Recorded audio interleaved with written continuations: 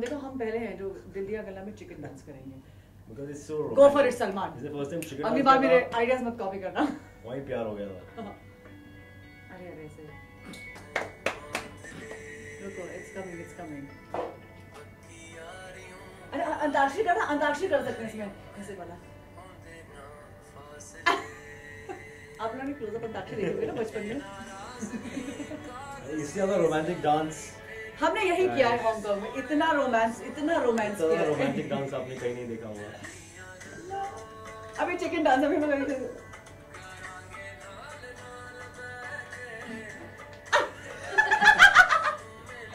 This is the most romantic thing I've ever done. Hi guys, नमस्ते। आज हम सवाल पूछ रहे हैं आहाना कुमरा से। So आहाना आपकी जो वेब सीरीज आने वाली है उसके बारे में हमें कुछ बताइए। क्या नाम है उसका? क्या नाम है आप बताइए। क्या बताओ? अरे ये रहा नाम, इट हैपेंड इन हांगकांग करके सीरीज आ रही है आहाना कुमरा की। उसमें जो आपके साथ जो हैंडसम लड़के हैं, लड़का है, लड़के हैं कितने लड़के हैं मेरे साथ? मतलब जो 4 लड़कों जितना हैंडसम लड़का है, क्योंकि मैंने हांगकांग में सब लड़कों के साथ मतलब घूम फिरी सब किया। वही एक जो है ना वो बहुत ही हैंडसम लड़का है, बहुत ही हैंडसम, उसका नाम है कुणाल। आप अमोल की बात तो नहीं कर रहे? नहीं, मैं कुणाल की बात कर रही हूँ। अच्छा, मुझे लग रहा है बार-बार कि आप शायद बिल्कुल नहीं, मैं कुणाल की बात कर रही हूँ। वो अमोल पाराशर करके लड़का है। अमोल पाराशर, स्ट्रांगली फील हो रहा है। That's the name I was looking at. ये एक नया सीरीज है, उसका नाम है इट हैपेंड इन हांगकांग और ये आ रहा है 9 मार्च को और व्यू पर आ रहा है एंड बहुत ही इंटरेस्टिंग सीरीज है। 10 से 12 मिनट का ईच एपिसोड है, 4 एपिसोड्स हैं और ये हम लोगों ने बहुत प्यार से बनाया है क्योंकि ये अमोल ने लिखा है और वही हैंडसम लड़का जिसकी बात अभी कुणाल कर रहा था। ये 2 सोलो ट्रैवलर्स की कहानी है एंड इट्स अबाउट ये 2 लोग मतलब बहुत ही डिफरेंट पर्सनालिटीज हैं, दोनों अपने अपने एजेंडा से को लेकर हांगकांग आते हैं और कैसे उनकी मुलाकात होती है और फिर क्या होता है, वहाँ से क्या कहानी बढ़ती है। उनके पॉइंट ऑफ व्यू से आप हांगकांग देखते हैं basically as a tourist point of view और आप कैसे एक सिटी को एक्सप्लोर करते हैं। You either explore a city on foot और you take a local transportation. तो आप कैसे मतलब उधर क्या लोकल खाना खाते हैं, आप किन लोगों से मिलते हैं, क्या बातें होती हैं।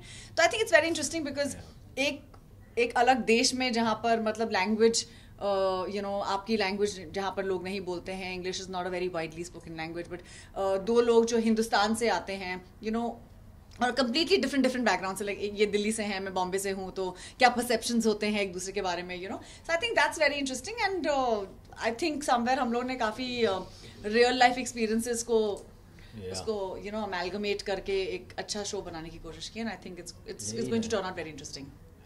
It happened in Hong Kong. Yeah, it happened. आपके कैरेक्टर्स के बारे में बताइए, आप क्या कैरेक्टर प्ले कर रहे थे? फनी चीज़ ये है कि हमारे कैरेक्टर्स के नाम हमारे नाम ही है। जो मेरे कैरेक्टर का नाम अमोल है और मेरे कैरेक्टर का नाम आहाना है। सरप्राइज। सो बट ये हो गया, हमने ऐसा प्लान नहीं किया था। बेसिकली ये था कि एक लड़का और एक लड़की हैं, उनको कुछ बहुत ज़्यादा भलते तरीके की पर्सनालिटी नहीं दी गई थी, उनको जितना नॉर्मल ऑर्गेनिक है। एंड कहीं ना कहीं आई थिंक आइडिया भी था कि जब एक्टर्स हम दोनों आएंगे तो हम अपना एक पर्सनालिटी लेके आएंगे। तो नाम सोचे हमने बड़े कि क्या रखा जाए, ये रखा जाए, अर्पित रख लूँगी, रीमा रख लें, बट ऐसा कुछ फील आ नहीं रही थी। तो आई थिंक जब तक हमने फर्स्ट सीन शूट नहीं किया तब तक हमने डिसाइड नहीं किया था। और फर्स्ट सीन जब हमने शूट किया तो उसमें मुझे आना बुला लिया, मैंने इसको अमोल बुला लिया, तो फिर डायरेक्टर ने बोला अच्छा लोकेशन से कितने बजे तक ये, मैंने कहा ठीक है चलो, फिर अपना नाम हो गया, सेट हो गया, हमारा नाम फिक्स हो गया। उसके बाद ना अर्पित ना रीमा पड़ा मुझे, ना रीमा रखना पड़ा इसको।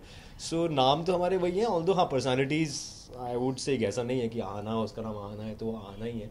क्या बात कर रहे हो, मुझे लगा मैं ही हूँ। नहीं यार, वो तो काफी ऐसा सीधी सादी भोली वाली लड़की है। तो तुम्हें क्या लगता है कि मैं बहुत क्या मतलब मैं ऐसे ही बोल रहा था, मैं तो ऐसे ही बोल रहा था। तो जैसे मैं भी मतलब जो अमोल जो शो में है वो भी ऐसा सीधा साधा यार, वो भी तुम कुणाल हो मतलब हाँ। और मुझे देखो मैं ऐसा घूम रहा बाल बना के। आपने अगर देखा होगा वाइल्ड स्टोन के ऐड में ये कुणाल है, तो ये कुणाल बन के इन्होंने पूरे शो का गेम बजाया है हांगकांग में कुणाल।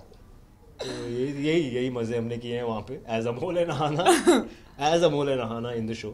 सो या दैट्स आवर कैरेक्टर्स। ये देख के समझ में आ गया। आई थिंक इट्स अ वेरी, आप लोग एक्चुअली देखिए, I think the interesting thing about the show is कि हमारी कॉन्वर्सेशंस बहुत मज़ेदार हैं. हमारी जो कॉन्वर्सेशंस हमने की हैं शो के दौरान वो बहुत ही इंटरेस्टिंग है और वो बहुत ही ऑर्गेनिक हैं.